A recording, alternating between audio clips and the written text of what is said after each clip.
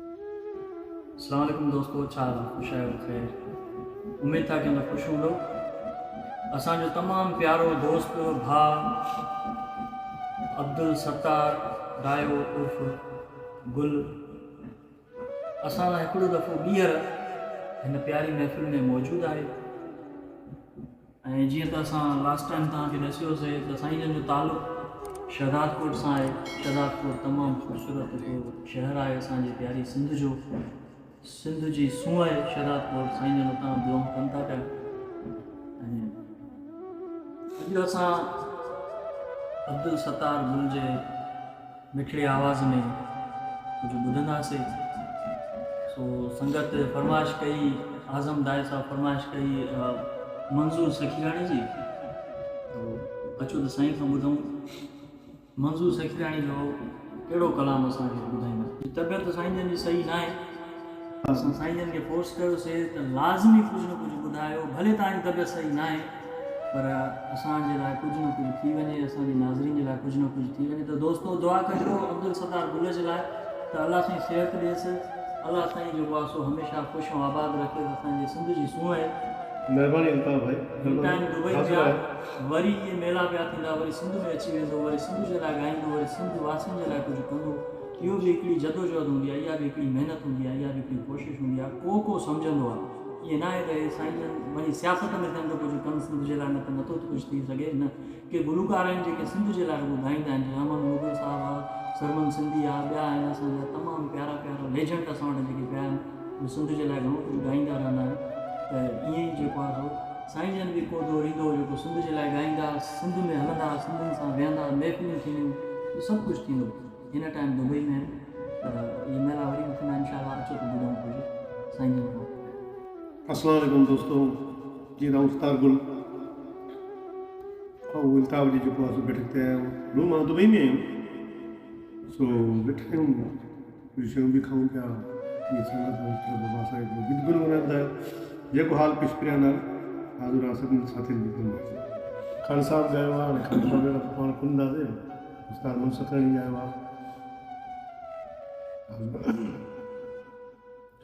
महफ़िल में मूंखे यार न तूं ख्वार करी है, ख्वार करी गैरन जे अॻियां रुसवा न दिलदार करी महफ़िल में मूंखे यार न तूं ख्वार करी है, ख्वार करी ओ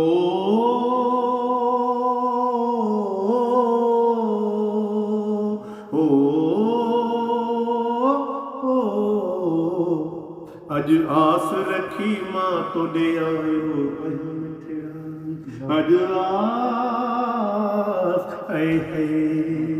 मटी झोले में वे तर तहल सुतो कम दुखड़ा उम्मीद मुझे दिल में सभी, उम्मीद मुझे दिल जो सभई टोड़े छॾियूं तो बड़छो मज सीने में सिधियूं खोड़े छॾियूं तो वाह जो कई तो मुझी,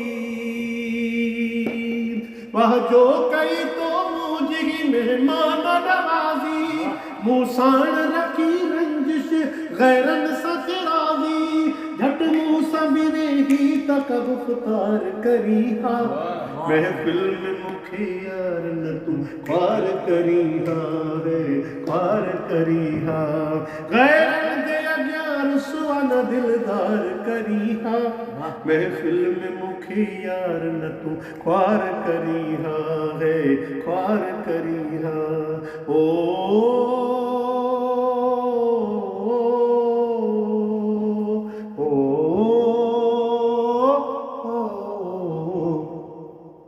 इहो हो तोखे करणो त पोइ मूंखे न सदी इहो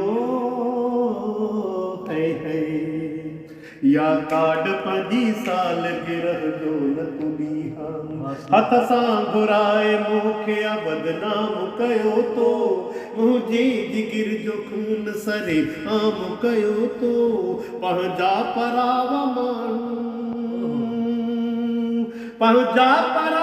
माण्हू सभई मूं ते खिलाई हिक जेतिरन में मूं जो टको मान कराई का सोच करी हा कोई वीचार करी हा महफिल में मुखे यार न तू ख्वार करी हा है ख्वार करी हा गैरन ते अॻियां रुसवन दिलदार करी हा महफिल में मुखे यार न तू ख्वार करी हा है ख्वार करी हा ओ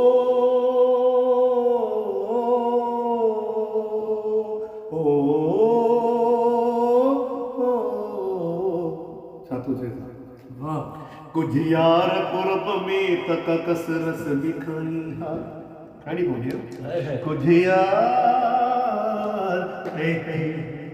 कुछ यार कुर्ब में तक कसरस दिखाई हा मोहब्बत पंहिंजी महबूबत मूसाण मल्हाई राम मां